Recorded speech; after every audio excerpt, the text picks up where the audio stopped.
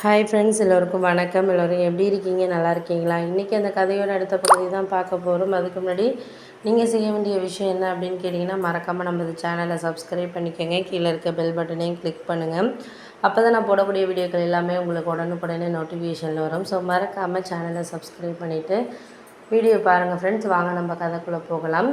நான் அடுத்த நாள் சரி எல்லாத்துக்கும் இந்த ஃபங்க்ஷனுக்கு நம்ம தான் எடுத்து செய்யணும் அப்படிங்கிற மாதிரி நானாகவே தயாரானேன். ஏன்னா முதல்ல என் ஹஸ்பண்ட் சொல்லிட்டாருன்னா, நீ எல்லாம் போயிட்டு உங்கள் அண்ணன் விசேஷத்துக்கெல்லாம் செய்யக்கூடாது. உங்கள் அண்ணி வெளிநாட்டில் இருந்து அவங்க சம்பாதிக்கிறதுக்கு, அவங்க பொண்ணு கல்யாணத்துக்கு எதுக்கு நீ போயிட்டு அவங்களால வர முடியலை, கல்யாணத்தன்னைக்கு ஒரு அம்மா முன்னாடி நாள் தான் வருவாங்கங்கிறாங்க அப்படின்னோடனே நானும் கோவத்தில் முதல்ல இருந்துட்டேன். அதுக்கப்புறம் எங்கள் அம்மா, அதுக்கப்புறம் அண்ணன் எல்லோரும் சொன்னாங்க, அவர் உன் வீட்டுக்காரர் சொல்கிறாருங்கிறியே, உன் புள்ள படிப்புக்கு யார் பணம் கிட்டத்தட்ட 4-5 லட்ச ரூபா யார் இந்த காலத்தில் கொடுப்பாங்களா? நான் வெளிநாட்டில் உங்கள் அண்ணி சம்பாரித்த வாசி தானே உன் பொண்ணை டக்குன்னு இன்ஜினியரிங் சேர்க்குறதுக்கு 4-5 லட்ச ரூபா ரெடி பண்ணாங்க. இதே உன் ஹஸ்பண்டோட அக்காக்கிட்டேயோ இல்லை தம்பிக்கிட்டேயோ போயிட்டு கேட்டு வாங்கிட்டு வந்துடுற, ஒரு 4-5 லட்ச ரூபா கொடுத்துருவாங்களா அப்படின்னு சொல்லிட்டு எங்கள் அம்மா கேட்டாங்க. நான் உடனே அதுக்கு என்னால் ஒன்றுமே பதில் சொல்ல முடியல. ஏன் அப்படின்னா, என்னோடய பொண்ணோட காலேஜ் சீட்டு கிடைக்கிறதுக்கு 4-5 லட்ச ரூபா டொனேஷன் மாதிரி கேட்டாங்க. என்கிட்ட ஃபீஸ் கட்டுற அளவுக்கு ஓரளவு இருந்துச்சே தவிர, டொனேஷன் 4 லட்ச ரூபா கொடுத்து அந்த காலேஜில் சேர்க்குற அளவுக்கு என்கிட்ட பணம் இல்லை. அப்போ இந்த சுச்சுவேஷனில் நான் வேறு காலேஜ் சேர்க்கலாம் அப்படின்னு சொல்லிட்டு ஒரு முடிவில் இருந்தப்போ தான் எங்கள் அண்ணி ஃபோன் பண்ணி, அதெல்லாம் நல்லா படிக்கிற லாவண்யா, நல்லா படிக்கிற பொண்ணு, அவளை கண்டிப்பாக படிக்க வச்சான்னா, அந்த காலேஜ் நல்லா படிக்க வச்சேன்னா உனக்கு கேம்பஸ்லேயே வேலைக்கெல்லாம் எடுத்துகிட்டு போயிடுவாங்க, அவளுக்கு எந்த பிரச்சனையும் கிடையாது, அதனால் முடிஞ்ச அளவுக்கு நான் பணம் கொடுக்குறேன், நீ அதெல்லாம் காசெல்லாம் பார்க்காத, நீ சரி மெதுவாக கூட என்கிட்ட கொடுத்தாலும் சரி, இல்லை நான் அவள் கல்யாணத்துக்கு செஞ்சதாக கூட நினச்சிக்கிறேன் அப்படின்னு கூட சொன்னாங்க. ஏன்னா அவங்களும் கடனில் தான் இருந்தாங்க. ஏன்னா வீடு கட்டியிருந்தாங்க. இப்போ வீடு கட்டி 3 வருஷத்தில் அந்த வீடு கடன்லாம் கொடுத்துட்டு, பையன் டாக்டருக்கு படிச்சுக்கிட்டு இருந்தான். பொண்ணை தான் கல்யாணம் பண்ணி கொடுக்கறதுக்கு இது பண்ணி ஏற்பாடு பண்ணாங்க. ஏன்னா பொண்ணு ஒருத்தவங்களை லவ் பண்ணா, அவன் கம்பெனிலேயே வேலை பார்க்குற பையனை லவ் பண்ணான். சரின்ட்டு எல்லாம் ரெடி பண்ணி எல்லாம் மேரேஜுக்கு தயாரானாங்க. அப்போ அந்த சமயத்தில் அவங்களுக்கு லீவ் ஒரு வாரம் தான் லீவ் கொடுக்குற மாதிரி இருந்தாங்க. அதனால் எல்லா வேலையும் கொஞ்சம் பார்த்துட்டோன்னா அவங்க ஒரு கல்யாணத்தை அட்டன் பண்ணி 1 வாரம் இருந்துட்டு எல்லாம் விருந்து எல்லாமே இது பண்ணிவிட்டு பொண்ணு மாப்பிள்ளையெல்லாம் இது பண்ணிவிட்டு அவங்க போனாங்கன்னா ஒரு 2 இயர்ஸ் ஆகும். ஏன்னா அண்ணனுக்கு அந்த அளவுக்கு அண்ணன் படிக்கலை, இங்கே கடை வச்சுக்கிட்டு தான் இருந்தார்.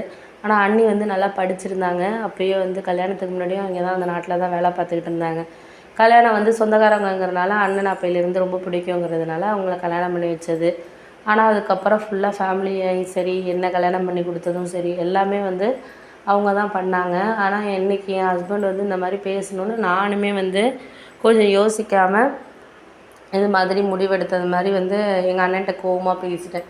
எங்கள் அண்ணன் அதனால் ஒரு 2-3 நாள் எனக்கு ஃபோனே பண்ணலை. டெய்லி ஃபோன் பண்ணோம், இது மாதிரி பேசிட்டாளே, இவ்வளோ இது பண்ணி செஞ்சு இந்த மாதிரி பேசிட்டாளே அப்படின்னு சொல்லிட்டு ஒரு மாதிரி இதாக இருந்தது. அதனால் நானும் எதுவும் சொல்லிக்கலை. அதுக்கப்புறம் அம்மா என்கிட்ட சொன்னதுக்கு பேசினதுக்கு அப்புறம் தான் எனக்கே ஒரு அறிவே வந்தது மாதிரி இருந்தது. அதுக்கப்புறம் நான் என் ஹஸ்பண்ட் சொல்கிறதெல்லாம் கேட்கல. இதை தான் நான் அவர்கிட்ட கேட்டேன். நம்ம பொண்ணுக்கு அதை விட என் பொண்ணெல்லாம் பேச ஆரம்பிச்சிட்டா. நீ அத்தை எனக்கு அன்றைக்கி கஷ்டம்னு இருந்தப்போ எனக்கு அத்தை தானமாக உதவுனாங்க, உங்கள் அப்பா வீட்டிலேருந்து சைட்லேருந்து யாராச்சும் 1 ரூபா கொடுத்துருப்பாங்களா, இன்றைக்கி நீ மாமா பொண்ணு கல்யாணத்துக்கே இந்த மாதிரிலாம் கணக்கு பார்க்குற அப்படி இப்படின்னு சொல்லிட்டு என் பொண்ணெல்லாம் பேச ஆரம்பிச்சிட்டான். அதுக்கப்புறம் என் பொண்ணு பேசுறதுனால என் ஹஸ்பண்ட் ஒன்றுமே பேச முடியல. ஏன்னா அவள் கேட்டு விட்ருவா எல்லாத்தையும். அதனால் கொஞ்சம் அமைதியாகவே இருந்துட்டார்.